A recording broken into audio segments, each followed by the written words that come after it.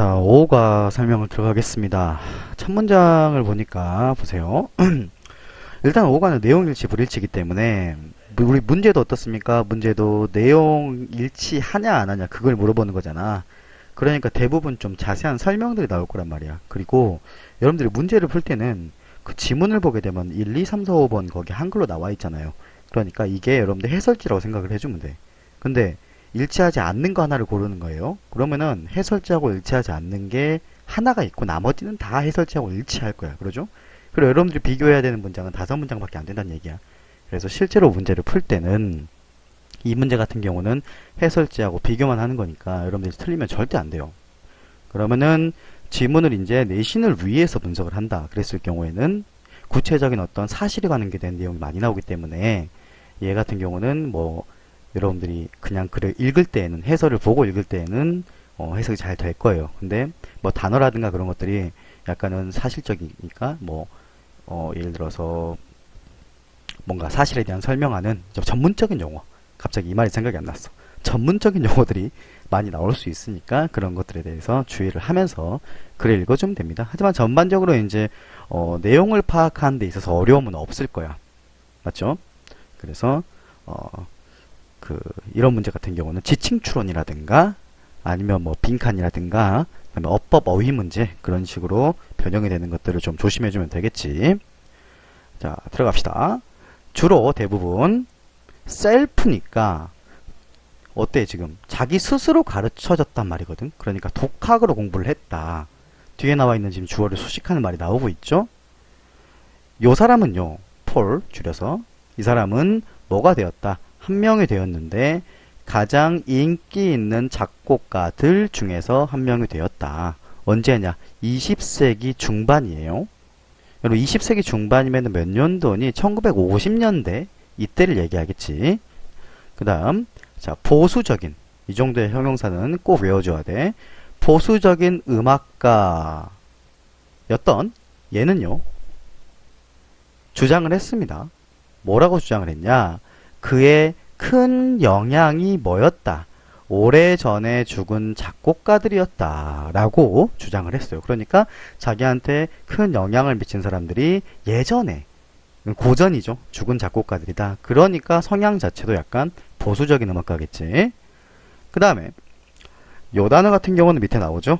특징입니다. 그래서 그의 스타일의 특징이 뭐였냐면은 리드미컬한 그런 독창성이었다 라고 얘기를 하고 있죠. 그 다음 음악적인 측면에서 이제 나옵니다. 여러분들 그 음악에 관심 있는 학생들이 이제 많이 들어봤을 것인데 음악의 그 화성 그래서 하모닉 이렇게 얘기를 하죠. 그래서 화성적인 측면에서는 그는 자 뭐라고 불릴 수도 있다. 미국의 인상주의자라고 불릴 수도 있다 라는 거지. 그 다음에 요 크레스턴은요 뭘 지금 획득했습니까? 명성을 획득을 했다라는 것이지.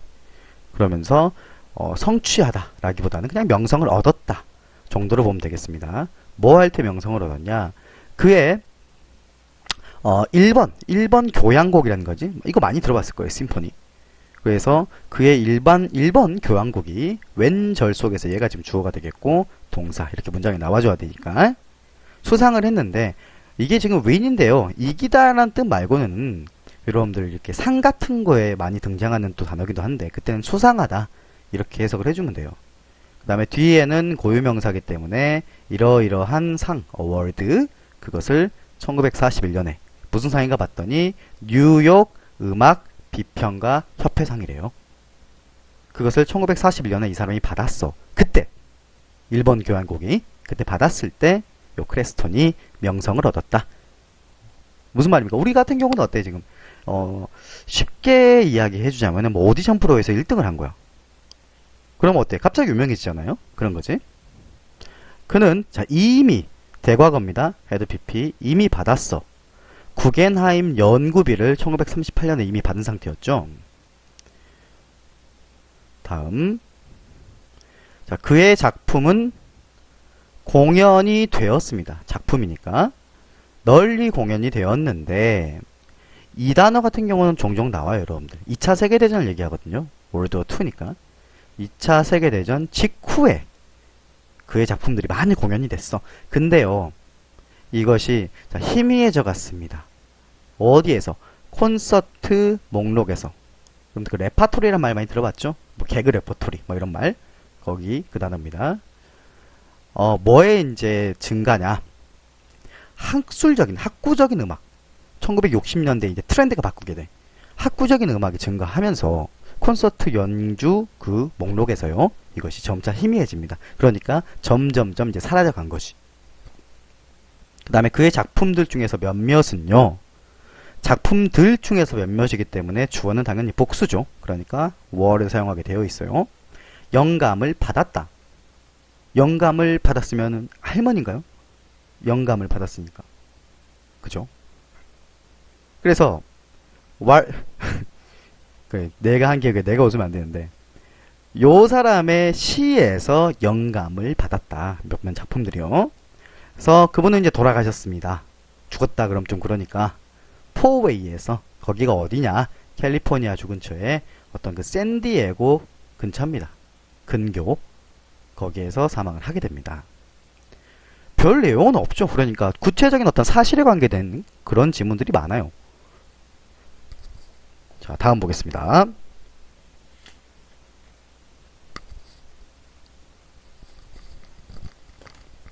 자, 알자자리.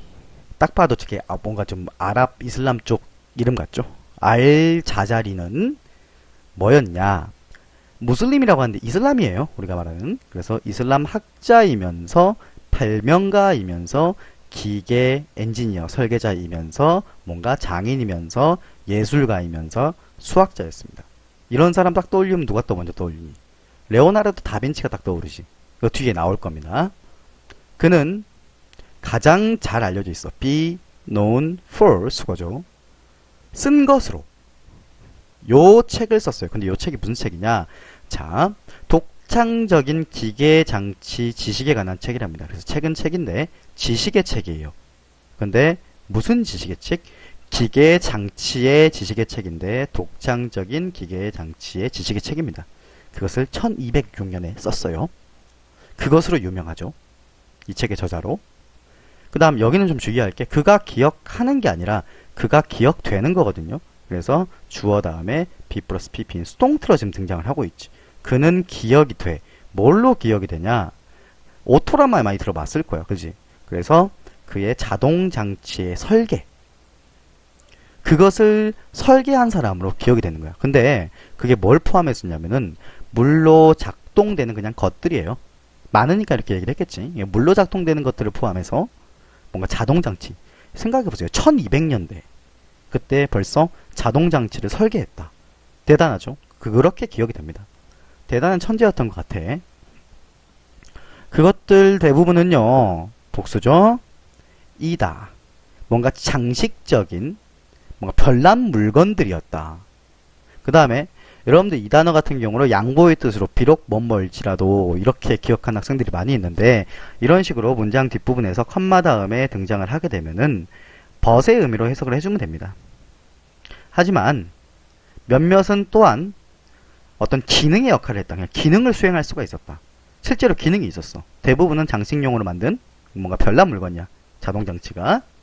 그 다음에 알자자리는 자, 뭘 만들었냐? 핸드워싱이니까요. 손을 씻는 자동장치죠. 그걸 만들었어요. 처음으로 만들었는데 그 다음에 얘는 이제 분사로서 앞에 있는 기계장치가 무슨 기계장치냐?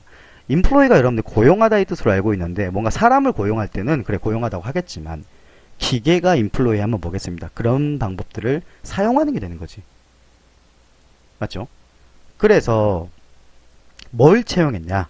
기계가 어떤 작동 방식을 채용하게 되냐라는 것이지. 자, 요거는 지금 밑에 주석이 나옵니까? 수세식 장치라고 해서 여러분들 어떤 장치냐면은 지금은 별로 없을 수도 있는데 화장실에 가면은 이렇게 있고요. 이렇게 뚜껑이 있고요. 여기 이렇게 다리 대고 이렇게 앉아가지고 사람이 이렇게 볼일 보는 이렇게요. 사람이 이렇게 앉아가지고 뭐 팔을 벌리고 볼일 보진 않겠죠. 그래서 여기로 이제 응가가 똥 떨어진다거나 그 다음에 뭐 이렇게 그렇죠. 이게 화장실입니다. 이렇게. 그러면서 여기 문이 있고요. 이렇게. 이런 앉아서 보는 수세식. 거기에 예전 같은 경우는요. 여기 물통이 위에 달려 있어가지고요. 여기 이렇게 레버가 있었어. 그래서 얘를 딱 당기면은 물이 나와가지고 唰 흘러가는 이런 구조가 있었거든. 이런 구조를 생각해보면 되겠어요. 그래서 수세식이란 말 자체가 물을 사용하는 거잖아. 그래서 수세식 메커니즘을 사용하는 그 기계장치. 근데 그게 지금 자 사용되는입니다. 사용되는 PP죠. 동사 아니에요. 사용되는 어디에서도 현대 화장실에서도 사용되는 그 수세식 기계장치를 채용한 손 씻는 기계 구조를 알자자리가 만들었다 라고 되겠죠. 그 다음에 이것은 무슨 특징이 있었나? 이것은 자동장치의 특징이 있었는데요. 서 있는 얘도 역시 앞에 있는 명사를 꾸미는 현재 분사 ing가 되겠죠. 뭐 옆에 서 있어? 얘도 지금 주석이 달려있죠. 세면기 옆에 딱 서 있어. 근데 무슨 세면기야? 근데 여기서 자 be filled with라는 수거가 나오죠. 뭐뭐로 가득 차 있는. 그래서 물로 가득 차 있는 그 세면대 옆에서 서 있는 자동장치로 구성된 특징이 있었다 라는 것이죠. 그럼 얘는 이제 동사부터 나오니까 주격 관계대명사인데 여러분 생각해 봅시다. 물로 가득 채워진 게 세면대였을까요? 아니면 그 기계장치였을까요? 자동장치였을까요? 세면대가 물로 채워지면 좀 그렇죠. 그러니까 얘는 여기 있는 얘를 꾸며주면 되겠습니다. 알겠죠? 다음 아까 쌤이 얘기했던 대로 사용자가 그 레버를 당길 때 물이 자 방출이 된다 그 말이니까 물이 나와요 그냥. 그리고 기계장치가 리필합니다. 다시 세면대를 채웁니다. 아 그러면은 여러분들 그 아까 얘기했던 그 세면대가 맞는데 우리가 생각하는 그게 아니야 지금 그죠? 레오나르도 다빈치가 여겨집니다. 여기 주의하세요. 지금 시제는 현재입니다 여러분. 그렇죠? 레오나르도 다빈치가 여겨진다는 말이니까 우리 지금 현대에 살고 있는 사람들이 레오나르도 다빈치를 뭐라고 생각하냐? to 부정사가 to 다음에 원형이 나오는 건 맞지만 이런 식으로 to have pp 형태가 나오게 되면은 문장의 본동사보다 더 앞선 시제를 얘기해요. 그래서 여기는 과거가 되겠지. 레오나르도 다빈치가 살았던 그 시절에 영향을 받았다. 근데 이제 과거지만 현재 완료의 모양에 be 플러스 pp인 수동이 붙어 있어요. 그러니까 여기는 전반적으로 수동의 의미다. bpp. 그래서 레오나르도 다빈치가 영향을 받았다는 거지. 뭐에 의해서? 그 고전적인 자동장치, 알자자리의 고전적인 자동장치에 의해서 이 레오나르도 다빈치가 그 당시에 과거에 영향을 받았다라고 지금 여겨진단 말이야. 조심해야겠죠? 알자자리는 그리고 뭐뭐처럼 보이는데 여기도 역시 나오죠.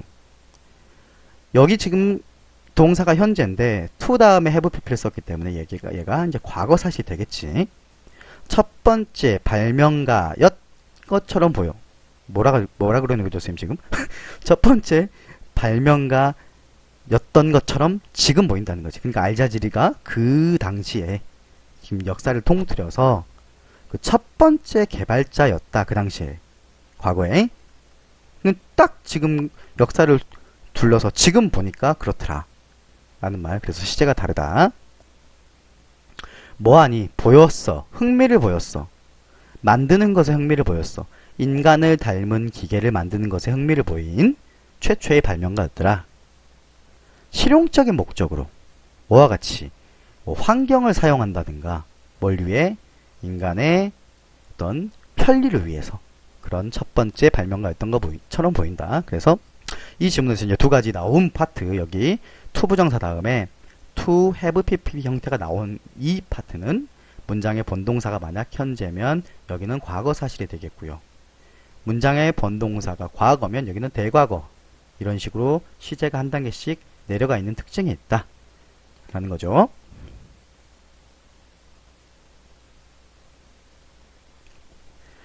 다음 보겠습니다. 요즘 이제 여성운동이 요즘에도 이제 꽤 활발하게 벌어지고 있잖아요. 근데 이때는 굉장히 여성들의 인권이 비참했어. 요 주인공 당시에는요.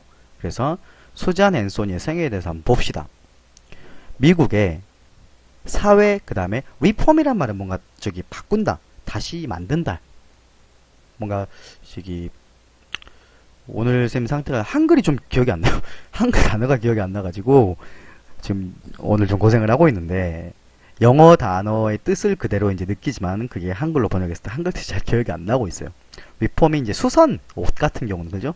헌 옷을 다시 멋스럽게 리폼해서 만드는 거, 그런 형태죠. 그래서 폼 자체가 뭔가를 형성하는데 앞에 다시 리폼, 다시 형성한단 말이 되니까. 그래서 여기선 사회제도기 때문에 아메리칸 미국 개혁가입니다. 그리고 리더죠. 뭐의 리더? 운동의 리더인데 뭘 위한? 여성들의 투표권. 이게 잘 모르니까 이 단어를 지금 뭐라고 나와 있어요 뒤에. 투표할 수 있는 권리라고 설명을 해주고 있죠. 그래서 이런 수잔 B 앤서니는요, 여기까지가 전체가 주어있다는 설명이었죠. 였다 동사가 나오고요. 그 다음에 이 하나 때문에 여기서 지금 나눠진다고 볼 수 있겠지. 명사가 지금 뒤에 나와야 되니까. 그럼 여기 이는 자연스럽게 비동사에 걸리는 게 아니고 뒤에 있는 명사를 수식하는 말이겠구나. 그리고 디터마인이라는 말이 여러분들 결정하다는 말이 있잖아요. 근데 그게 이제 분사로 바뀌면서 단호한, 뭔가 결정적인 그런 말이니까. 그래서 단호한 개척자였다. 뭐에? 여성의 평등, 그리고 다른 사회적 원인이라 그러면 좀 그렇잖아요. 그래서 사회적 대의. 그래서 다른 사회적 대의, 그리고 여성의 어떤 평등, 이런 것과 관련해서 단호한 개척자였다. 이 사람은 단순합니다. 그냥 이 사람에 대한 설명이에요. 그 다음에 한 사람이 더 나오는데요.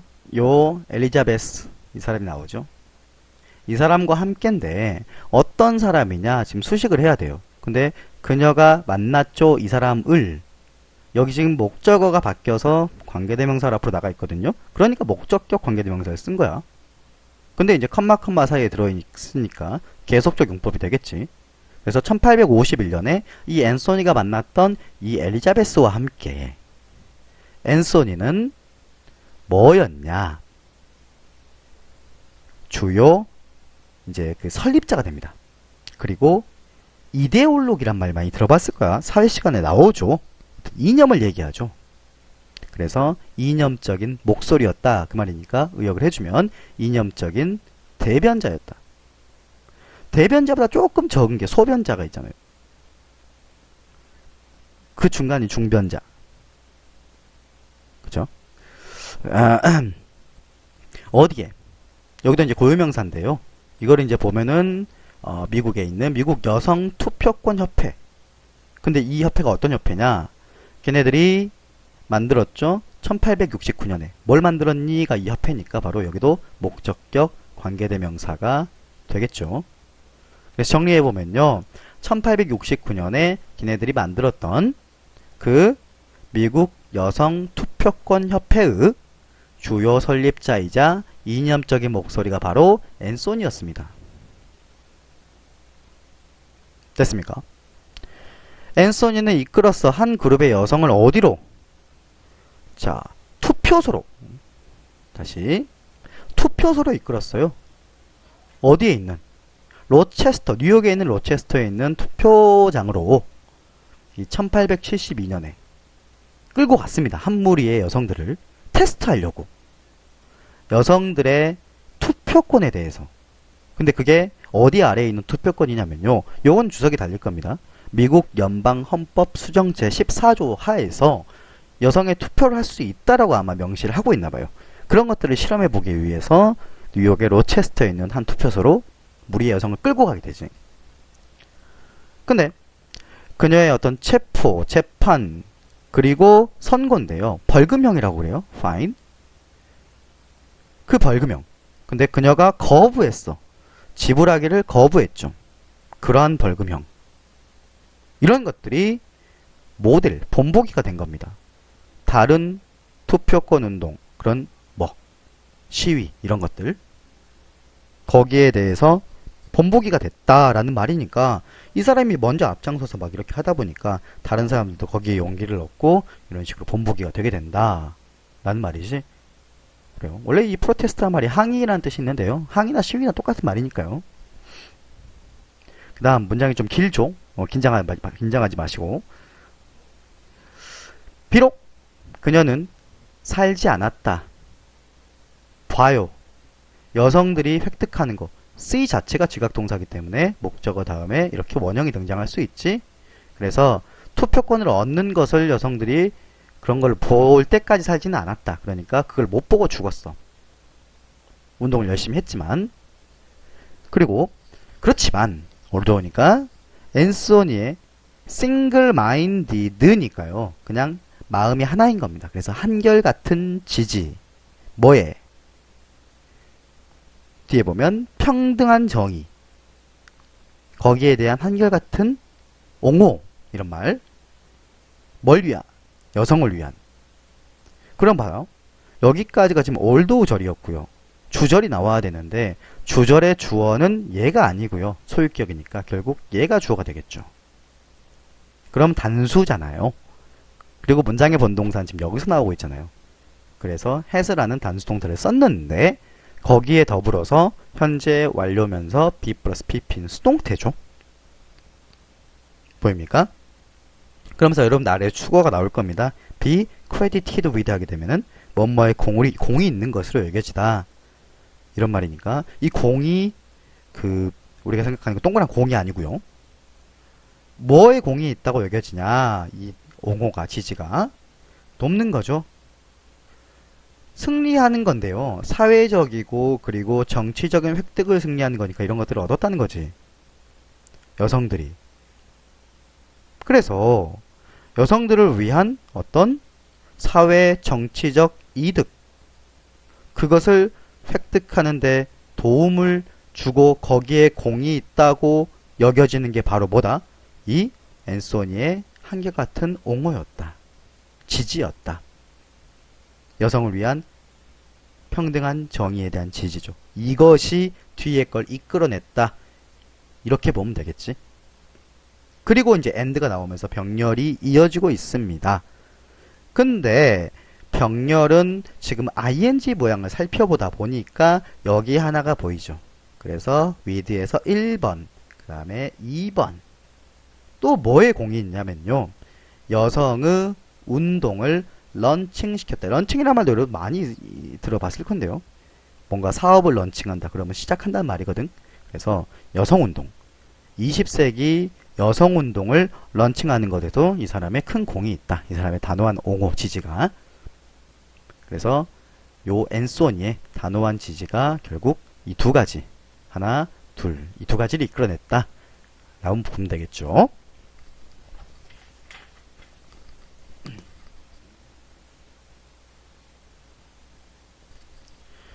다음 남아공 국가대표팀의 문양에 대해 설명하기 전에 여러분들 먼저 간단히 설명하자면은 남아프리카 공화국이라는 나라가요. 예전까지만 해도 백인들, 소수의 백인들에 의해서 지배가 되고 다수의 흑인들이 지배를 받던 사회였습니다. 그때 이제 이야기를 하는 거야. 먼저 배경을 설명하고요. 스프링복 엠블럼이라는 건데 남학생들이 좀 익숙할 거예요. 문양이죠. 그것은 입어졌다라고 하면 좀 이상하니까 여기서 폐용되었다라고 의역을 했죠. 남아프리카 국가 스포츠팀에서 대부분의 20세기 동안에 이 스프링복 엠블럼이 사용이 됐다. 이렇게 보면 되겠지. 이것은 계속해서 사용이 되었다. 남아프리카 국가 럭비팀에서 오늘날에도 계속 사용이 되고 있다. 현재니까. 근데 그게 알려진 분사구문 pp입니다. knowing 하면 안 되죠. 세계적으로 뭐로써? 스프링복스라고 알려져 있어요. 알려진 그 남아공 국가대표 럭비팀에 의해서 오늘날에도 계속 폐용되고 있다. 이게 지금 투데이를 꾸민 게 아니고요. 앞에 있는 걸 꾸미니까. 앞에 있는 명사, 주체를 설명을 하다 보니까 화살표가 일이 이어져 있어가지고요. 그게 아니고요. 분사구문이에요. 그냥. 그 다음에 이 어떤 디자인 여기서 나온다는데요. 요거 자체가 요 디자인, 그러니까 명칭이죠.